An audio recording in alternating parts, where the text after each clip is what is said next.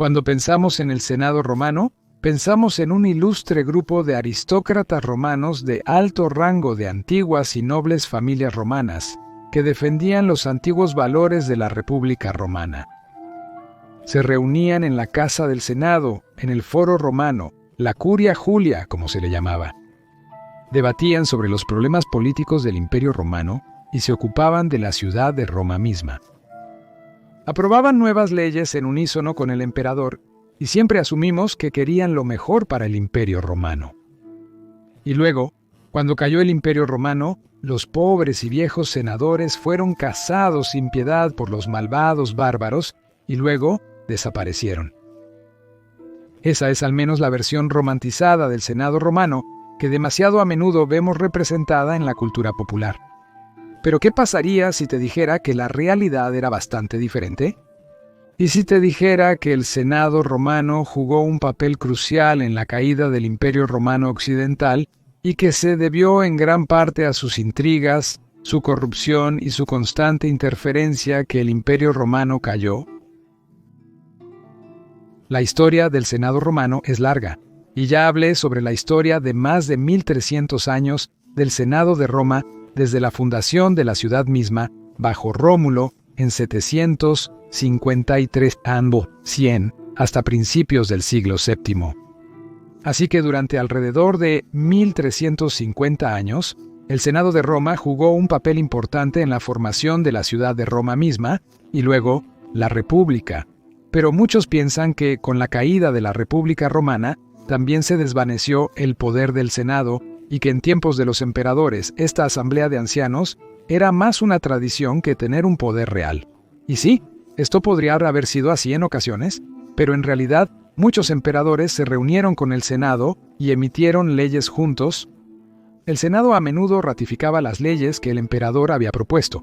Los enfrentamientos con el Senado eran comunes, y algunos emperadores tenían una muy mala relación con este antiguo e ilustre cuerpo, a veces incluso llevando a la violencia y a las ejecuciones de senadores, o a su vez asesinatos de emperadores instigados por senadores. Fue en las etapas finales de la crisis del tercer siglo que el poder del Senado disminuyó, o eso es lo que comúnmente se cuenta. Se dice a menudo que el último emperador que reconoció la importancia del Senado fue Probus, cuya nominación fue formalmente aceptada por el Senado de Roma, como en los viejos tiempos, porque ya Diocleciano, poco después, optó por ignorar al Senado, razón por la cual no quiso hacer de Roma su residencia, sino que eligió residir en Nicomedia, lejos de los senadores romanos, donde no tenían ningún poder, y esta tendencia solo continuaría aún más el modelo de Diocleciano de gobernar sin el consentimiento del Senado. El dominado fue, por supuesto, copiado. Porque, ¿quién querría compartir el poder con una asamblea de políticos cuando uno también podría gobernar solo sin oposición? Una excepción notable aquí, que tiene que mencionarse y que tristemente a menudo se pasa por alto, fue el emperador Maxentio. En un tiempo donde personas como Diocleciano o Constantino habían elegido gobernar desde otros lugares, él no solo permaneció en Roma y quería renovar Roma, hacerla de nuevo la gloriosa capital del imperio, añadiendo muchos edificios grandiosos, impresionantes, a su ya impresionante conjunto de monumentos, pero no, también respetó los derechos del Senado y a menudo celebró asambleas allí, pidiendo a los senadores sus opiniones sobre ciertos asuntos políticos y ratificando leyes junto con los senadores. Sin embargo, después de la muerte de Maxentio, podríamos decir que el Senado también perdería gran parte de su antiguo poder. Y así, durante el próximo siglo, podríamos incluso decir, especialmente cuando los emperadores ahora eligieron gobernar desde Constantinopla, comprensiblemente, el Senado de Roma ya no tenía casi ningún poder político. Simplemente gobernaban la ciudad de Roma en sí y el campo circundante inmediato. Pero los días de antiguo prestigio político parecían en gran medida contados. Pero luego ocurrió algo extraño. Cienfuegando el emperador romano occidental Valentiniano III decidió trasladar la residencia imperial de Rávena a Roma en el año 450 y después 100. La proximidad del emperador al Senado revitalizó la importancia de ese antiguo cuerpo ilustre. De repente, los senadores estaban encantados de tener al emperador una vez más cerca en el palacio, en la colina palatina como en los viejos tiempos, como en los días de Maxentius 140 años antes, como en los días de Aureliano 180 años antes, como en los días del mismo Augusto 450 años antes, y así el poder y la influencia del Senado comenzaron a aumentar nuevamente. A menudo, el emperador consultaría al Senado en la Curia Julia, en el Foro Romano, sobre ciertos asuntos, y a menudo el emperador hablaría ante el Senado. Cuando Valentiniano III asesinó a su mejor general, Flavio Aecio, en esa fatídica, malvada y francamente estúpida decisión en el año 454, declaró ante el Senado en la Curia Julia que Aecio era un traidor del Estado. El cuerpo de Aecio fue exhibido en el Foro Romano para que todos lo vieran, tal como en los viejos tiempos. Y cuando más tarde, a su vez, Valentiniano III fue asesinado en el año 455 por Petronio Máximo, es muy probable que Petronio lo hiciera con el permiso de la mayoría de los senadores, porque Petronio mismo era un senador, y por lo tanto, miembro de ese antiguo y ilustre cuerpo. No es difícil imaginar que el Senado había visto llegar su momento, que después de 500 años podría aumentar su poder nuevamente, que después de todo ese tiempo, uno de los suyos sería emperador, otorgando así al Senado muchos favores y poderes. Porque Petronio mismo era un senador, y por lo tanto, miembro de ese antiguo y ilustre cuerpo. Pero sabemos cómo terminó esa historia. Aunque Valentín III fue un mal emperador, su asesinato desestabilizó masivamente el Imperio Romano Occidental. Había caos, había un vacío de poder. La muerte de un miembro legítimo de la dinastía teodosiana significaba que el nuevo emperador no tenía legitimidad alguna. Los germánicos aprovecharon esa inestabilidad a su favor, aumentando enormemente sus dominios, atacando en un esfuerzo concertado desde todos los lados, y luego Roma incluso fue saqueada por los vándalos como consecuencia directa en 455, presenciando el saqueo más severo y brutal de la ciudad jamás visto, palideciendo el saqueo de 410 por su mera minuciosidad de saqueo. Esta fue la primera vez que las ambiciones del Senado romano significarían la perdición para el Imperio Occidental, pero seguramente no sería la última vez. Pasaron unos años, y ahora el emperador Mayoriano estaba en el poder, jurando restaurar el Imperio Romano Occidental a su antigua gloria y reconquistar las tierras perdidas que el Imperio Romano Occidental había mantenido hasta solo unas décadas antes. Y las cosas marchaban bien. Pero los senadores romanos estaban bastante descontentos, porque muchas de las leyes de Mayoriano les eran perjudiciales. Mayoriano reconoció los problemas del Estado occidental, y básicamente, cada una de las leyes que promulgó abordaba problemas clave que enfrentaba el imperio, y un gran problema era la corrupción. Mayoriano reprimió la corrupción como ningún emperador antes que él en siglos. Y muchos, si no la mayoría, de los senadores romanos eran bastante corruptos. Se beneficiaron enormemente al retener impuestos para sus propios fines, donde, bastante a menudo, las monedas parecían desaparecer extrañamente, mientras que la riqueza y el tamaño de las villas de los senadores aumentaban extrañamente.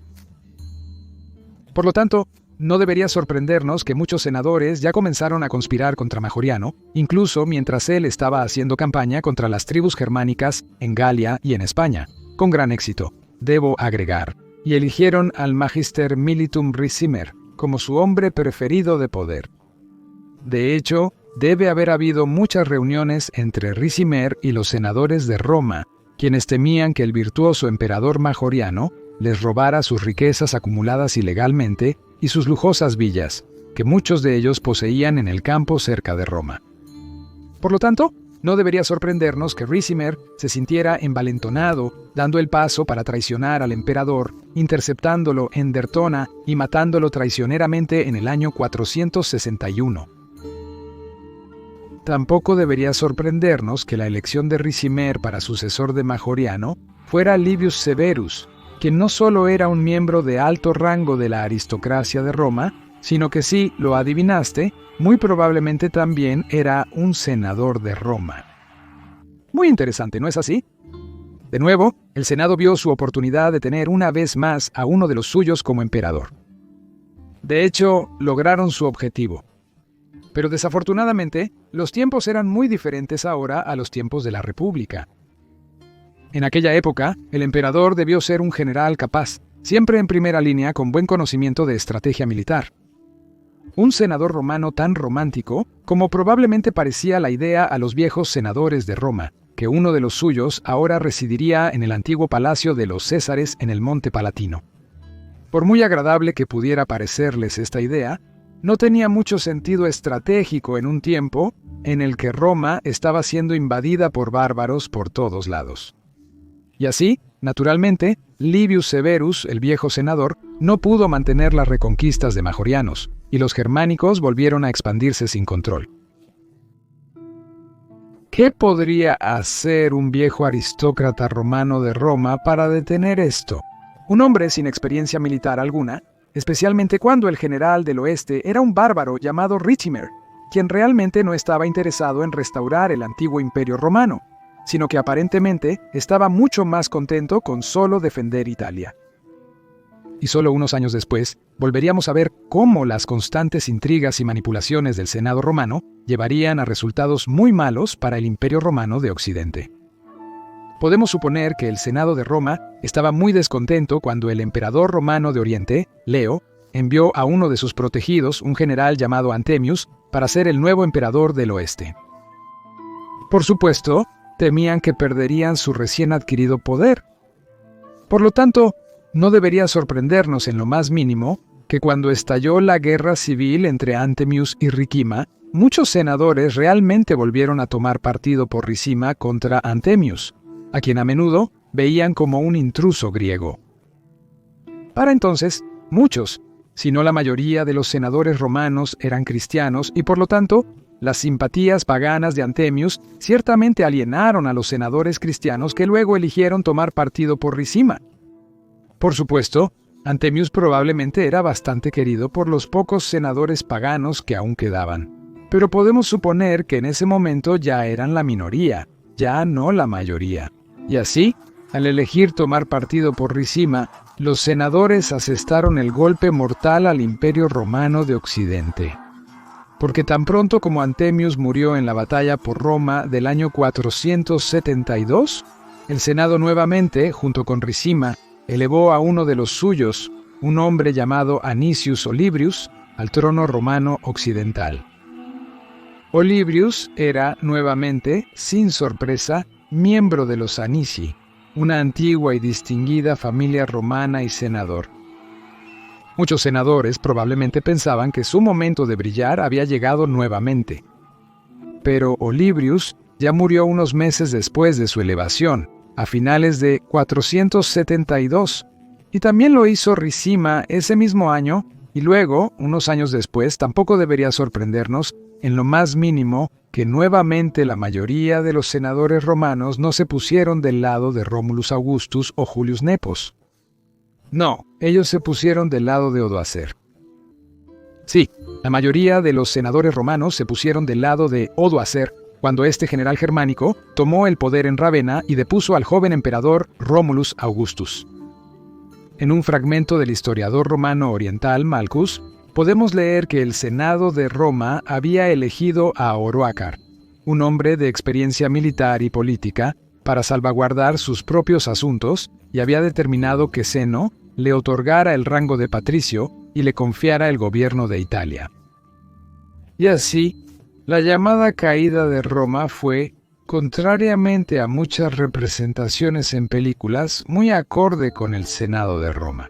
La mayoría de los senadores romanos probablemente estaban bastante contentos de finalmente deshacerse de la posición de emperador romano occidental. Habían intentado muchas veces, en las últimas décadas, instalar a uno de los suyos en el trono romano occidental, y cada vez que habían intentado hacerlo, esto había terminado en desastre.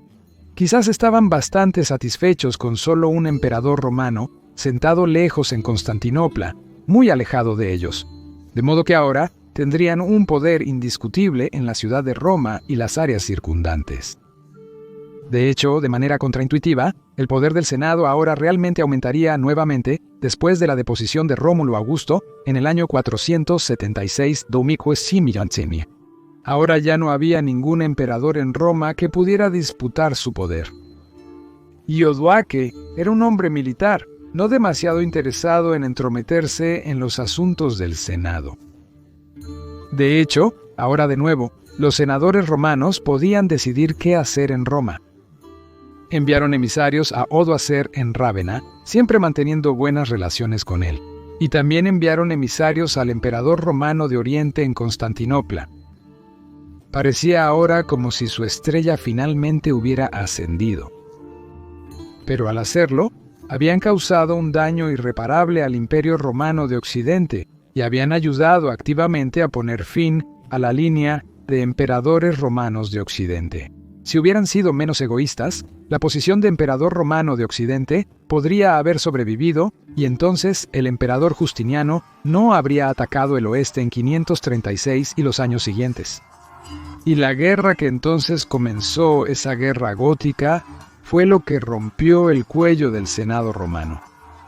Porque el emperador Justiniano temía al Senado de Roma y sus ambiciones, y rápidamente despojó a los senadores romanos de básicamente todos sus poderes políticos. Por lo tanto, no es sorpresa que poco después de que las guerras góticas terminaran, también desaparecería el Senado de Roma. Por lo que la avaricia y el interés propio del Senado romano no solo causaron en gran parte el fin del Imperio Romano Occidental, sino que también provocarían una cadena de eventos que llevarían a las guerras góticas y que a su vez terminarían con el propio Senado romano. Y esta historia muestra impresionantemente que muy a menudo la avaricia y el interés propio destruirán las mismas cosas que al principio quería proteger. Y así la historia del Senado de Roma en el último Imperio Romano Occidental y cómo su intromisión y maquinaciones llevaron a la caída de ese Imperio Occidental y finalmente a la caída del propio Senado, es una historia a la que los políticos de nuestro tiempo deberían prestar mucha atención. Si te gustó este video, considera apoyar este canal a través de Patreon o mediante la membresía de YouTube, porque es tu apoyo lo que hace posible este canal. Le agradecería enormemente. Y entonces me gustaría agradecer especialmente a nuestro nuevo seguidor Kaiser, Steve Reed. Muchas gracias, Steve Reed, por apoyar a Majorianus de una manera tan generosa. Creo que Majoriano mismo estaría orgulloso. Y por supuesto, quiero agradecer a todos los que apoyan a Majoriano. Ustedes son increíbles. Y si quieres aprender más sobre cuándo y cómo exactamente desapareció el Senado de Roma,